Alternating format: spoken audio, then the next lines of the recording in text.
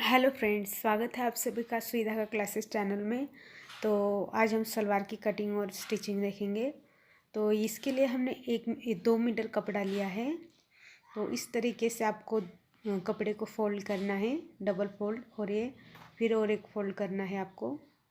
इस तरीके से आपको कपड़े को फोल्ड करना है, ध्यान से देखिए। और ये बंद बाजू अपनी तरफ रखनी है कपड़े की, इस तरीके से।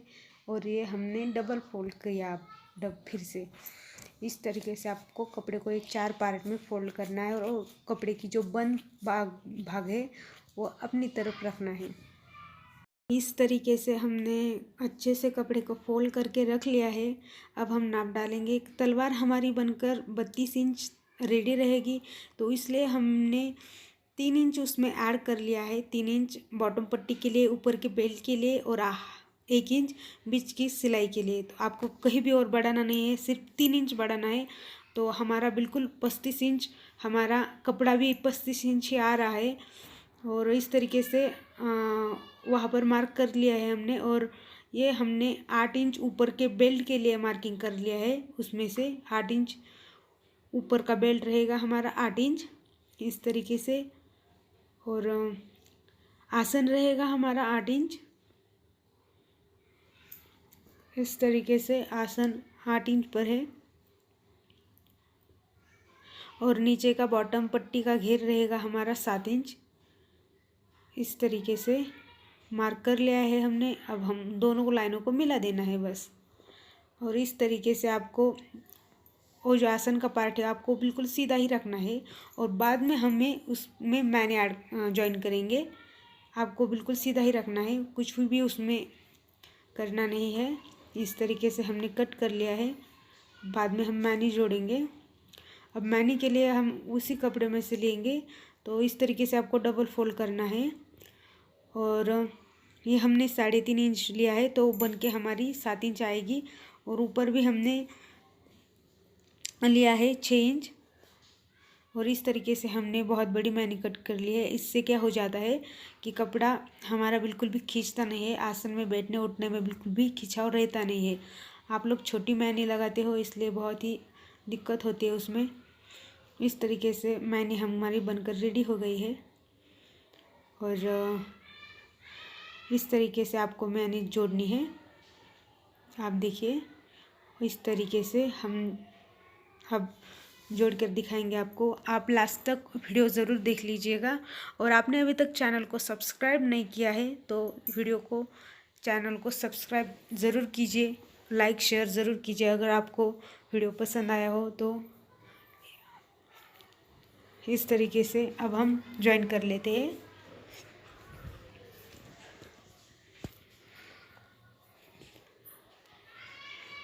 तो ऊपर का बेल्ट हमने लिया है 17 इंच। 17 इंच का डबल होता है 34 इंच। तो इस तरीके से हमने 34 इंच का बेल्ट बना लिया है। इस तरीके से पूरा बेल्ट रहेगा हमारा 34 इंच। इस तरीके से हमने बेल्ट को कट कर लिया है। और बीच में हम एक नॉच लगा देंगे सेंटर के लिए। अब हमें दोनों साइड को ऐसे स्टिच करना है बेल्ट की। और हम ऊपर का नाड़ा लगाने के लिए फोल्ड कर रहे हैं हम। इस तरीके से ऊपर का नाड़ा लगाने के लिए हमने फोल्ड कर लिया है। और हमारा ऊपर का पार्ट रेडी है, देखो इस तरीके से। और अब हम घेरे की प्लीट्स लगाएंगे, घेरे को और ऊपर के जो मैनी जोड़ेंगे। तो इस तरीके से आपको आसन में मैनी लगानी है, इस तरीके से बिल्कुल देखिए। और सेकंड पार्ट लेना है हमारा घेरे का, और ऐसे ज्वाइन कर देनी है हमें ऊपर की साइड में रखकर। और दूसरी मैनी लेनी है हमें अब, और दूसरी साइड की तरफ ज्वाइन कर लेनी है। इस तरीके से रखनी है आपको, बिल्कुल नीचे नहीं भी खिसकने देनी। और ये जो हमने नॉच लगाया था वो ऊपर की साइड होना चाहिए, इस तरीके से।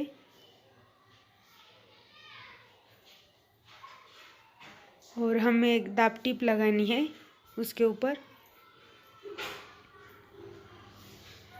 अब हम दोनों पार्ट को जोड़ लेंगे इस तरीके से।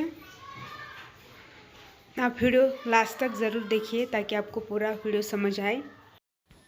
और अब तक आपने चैनल को सब्सक्राइब नहीं किया है तो चैनल को सब्सक्राइब ज़रूर कीजिए और बेल आइकन को भी ज़रूर दबाइएगा।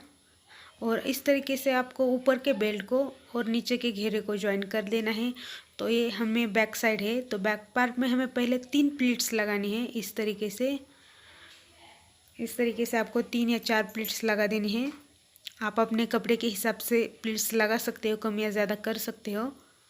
इस तरीके से अब हम 4 प्लीट्स लगाएंगे। इस तरीके से हमने ज्वाइन कर देना। अब प्लीट्स नहीं लगानी है, अब हम आगे की तरफ प्लीट्स लगाएंगे इस तरीके से। अगर आपका कपड़ा ज़्यादा है तो आप ज़्यादा कपड़ा लेकर भी प्लीट्स ज़्यादा लगा सकते हो। इस तरीके से हम कम कपड़े में लगा रहे हैं।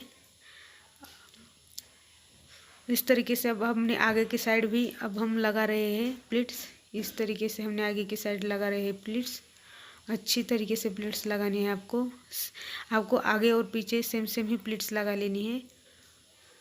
इस तरीके से अब हम ज्वाइन कर रहे हैं दोनों पार्ट को।